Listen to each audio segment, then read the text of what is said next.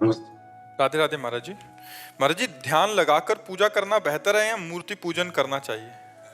मतलब ध्यान लगा के बैठ जाओ या मूर्ति पूजन?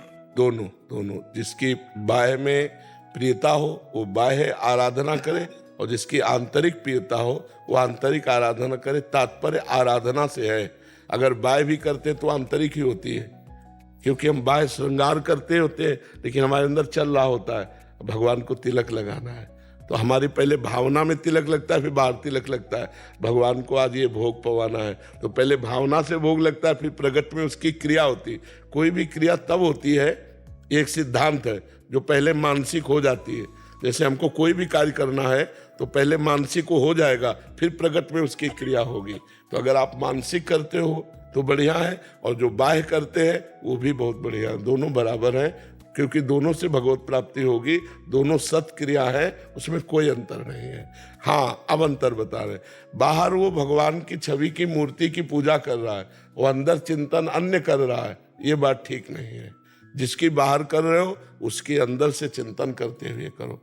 और इसमें तो बाहर का कोई विषय ही नहीं, क्योंकि अंदर अगर आप एकाग्र नहीं तो कर ही नहीं सकते।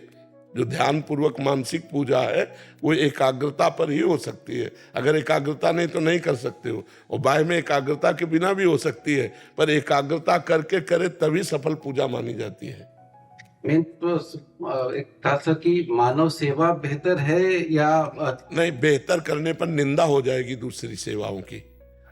जैसे हम किसी बात को बेहतर कहते हैं तो फिर निंदा हो जाएगी दूसरी सेवाओं की। करोड़ों मूर्ति उपासक हैं, नहीं है तो सबकी अवहेलना हो जाए कि नहीं? अरे ठाकुर का श्रृंगार करके रोते हैं, ठाकुर बात करते हैं, तुम्हें हम कैसे बताएं? तो हर जगह अपनी अपनी योग्यता है और अपनी अपनी रुचि है। जैसे आपकी रुचि है कि मैं मानव सेवा करूं, बिल्कुल आप कीजिए, सब में भगवान विराजमान। किसी की इच्छा मैं मूर्ति सेवा करूं, बिल्कुल कीजिए, कण कण में भगवान है तो मूर्ति में भी भगवान है। तो हमें सबकी भावनाओं का पोषण करना है। अगर हम किसी बेहतर शब्द रखेंगे तो फिर कोई नीचा हो जाएगा, और नीचा हो जाना ये हमारा कार्य नहीं। हमारा सबको उठाना कार्य है, सबको ऊपर उठाना है।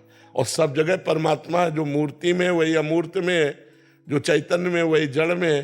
तो जहां तुम्हारी भावना बन जाए तो उसी परमात्मा की पूजा होती। इसलिए कोई बेहतर नहीं, कोई बेहतर से कम नहीं। ठीक है ना? महाराज जी, एक नॉनवेज से जुड़ा हुआ प्रश्न था मेरा। तो महाराज जी, मैं फिटनेस के खिलाड़ियों को ना ट्रेनिंग देता हूँ, तो बहुत लोग बाहर के भी होते हैं और अपने देश के अन्य राज्य के भी होते हैं। तो वो कहते हैं कि आप डाइट में क्यों मतलब नहीं जोड़ते हो नॉनवेज को? तो मैं हाँ बोलूं तो फंसा, ना बोलूं।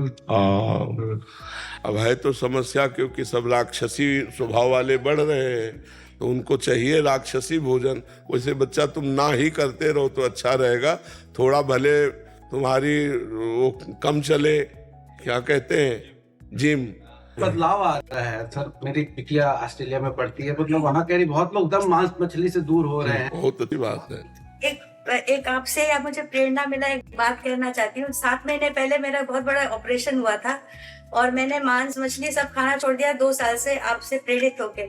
डॉक्टर ने मुझे भी कहा था कि अंडा प्रोटीन तो आपको लेना ही है, नहीं तो आपके टिश्यू और मसल्स बहुत वीक हो गए। मैंने श्री जी पे ये राय छोड़ा था कि श्री जी आप ही मुझे इससे निकालिए। अगर मुझे अंडा खाना पड़ा तो भी अब मैं कहाँ जाऊँ? या तो कोई दवाई या कोई और खान पान की आप मुझे बताइए, जिससे मेरा आपका मान सम्मान और मेरा मान सम्मान भी बना रहे। और आज 7 महीने बाद मैं बिल्कुल ही स्वस्थ हूँ और बिना अंडा खाए, और दूसरी चीजें भगवान ने हमें। हाँ, बिल्कुल बिल्कुल बिल्कुल। देखो, हमारी भी किडनी फेल है, डायलिसिस होता है। डायलिसिस में सब प्रोटीन बाहर निकल जाता है। हम घिया की सब्जी और परवल की सब्जी और 1-2 फुल्का पाते हैं। नहीं, सात्विकता अध्यात्म में जो बल है वो हम आपको पक्की बात कहते हैं। और जिंदगी हो गई, मतलब सात्विक भोजन भी भरपेट नहीं मिला तो अन्य तो बात जाने दो, बाबा जी रहे। और दूसरा, हम प्रसन्न रहते हैं, भगवान में प्रसन्न रहते हैं। आपकी अनुमति से। और आप पढ़िए गूगल में जाके, विश्व विख्यात खिलाड़ी वेजिटेरियन, जी, वर्ल्ड चैंपियन। जी जी। बहुत सारे महाराज जी ऐसे पहलवान भी हैं, वो मतलब वेजिटेरियन डाइट लेते हैं। कितने सारे तो यहाँ आ गए हैं महाराज जी, जिनके अपने जिम हैं, आपके शिष्य परिकर में महाराज जी कम से कम 10 हैं जिनका अपने अपने जिम हैं और बॉडी यही बनाने का वो प्रेरणा दे रहे हैं। मेरा भी बदलाव आपसे ही हाँ, सत्संग से ही बदला, तभी तो कह रहा कि हाँ बोलूं तो फंसूं। मतलब इतना सूक्ष्म चिंतन है कि हाँ भी नहीं बोल सकता, उसके लिए भी वो सावधान कि मैं हाँ भी नहीं बोल सकता। बहुत सुंदर बात है।